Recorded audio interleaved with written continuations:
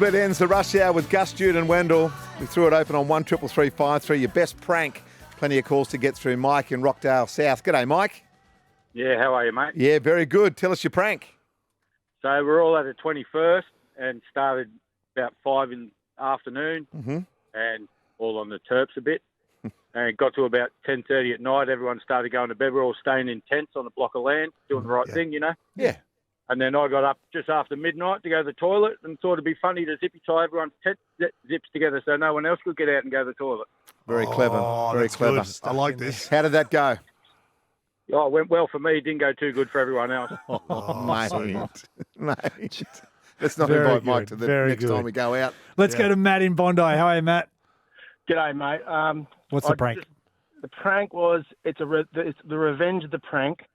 I was working at a certain lifeguard service, say, in the eastern suburbs a few years back. Yeah.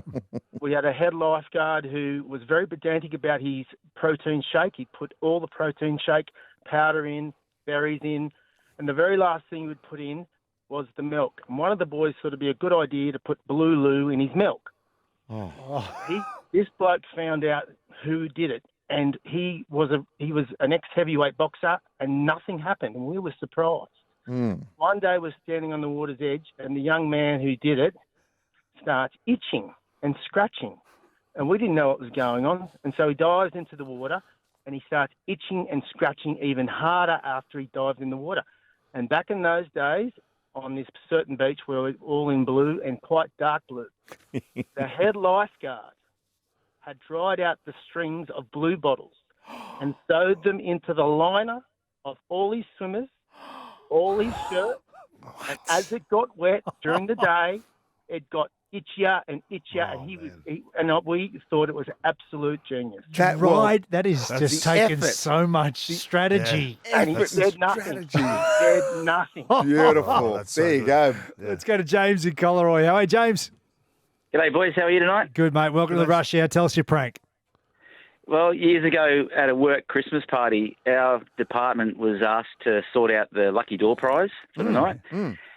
So we, at each table, under one of the chairs, we stuck a $2 scratchy. Yeah, nice.